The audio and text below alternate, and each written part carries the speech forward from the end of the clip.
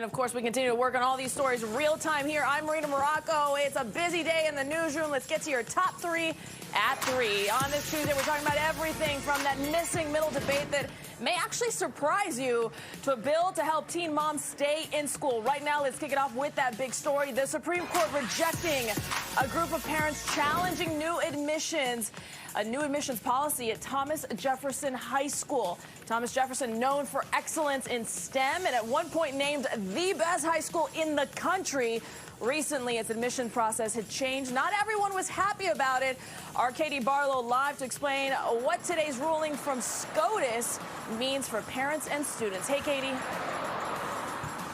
Hey, Marina, we're live here at Thomas Jefferson High School for Science and Technology. As you point out, the one-time #1 school in the United States for high schoolers. Now, what happened here, the Fairfax County School Board helps decide what the admissions policy here is. It's a public magnet school. And back in 2020, they were looking at the admissions pools. They saw that the school had about 73% of Asian American students, and they decided that they needed to make sure that the application process reflected the Fairfax County population a little bit better. So they devised a policy that was racially neutral on its face. Admissions officers don't see the race of the applicant, but that had the intention, the purpose of reducing the number of Asian American applicants that were admitted.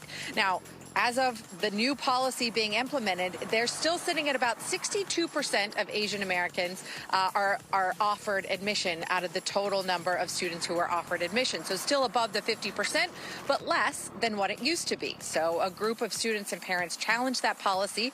They say it violates the Equal Protection Clause of the Constitution, which prohibits the government from discriminating on the basis of race. They got a federal judge to agree with them, but a federal appeals court reversed that decision.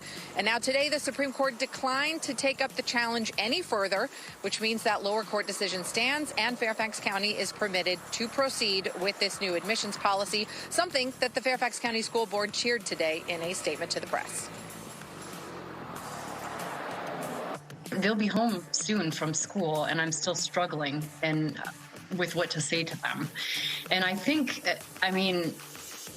what I will say is, despite the fact that the Supreme Court didn't take up this case, this fight is not over. The fight for the American dream isn't over just because this particular case isn't taken up.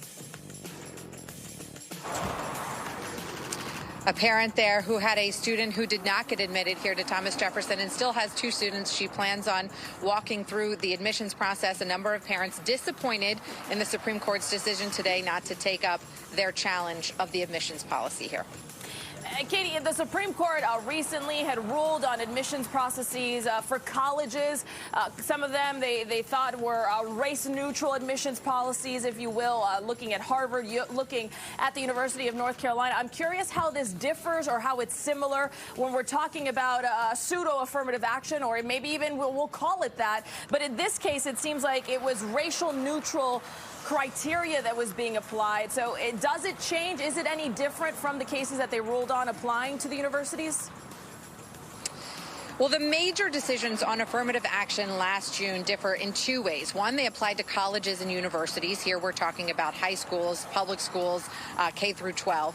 And 2, those admissions policies at Harvard, UNC, now applying to all colleges and universities, were race-conscious admissions policies, meaning you were allowed to consider race as long as it was a part of a holistic consideration of the applicant. The Supreme Court said that is not allowed, that is unconstitutional. You cannot consider race. Now, this policy that was implemented in Fairfax County for Thomas Jefferson High School is race neutral. The applicant's race is not a part of the admissions process. And so there were some court watchers who thought this was kind of the natural next question. Once the court had said that affirmative action and race-conscious admissions policies, those that actually considered the race of the applicant in part, this would be the natural next question of whether a race-neutral policy that was intended to reduce the number of Asian Americans in the overall student body, whether that also was constitutionally problematic. But the court clearly not ready to take that up. I will say that Justices Clarence Thomas and Samuel Alito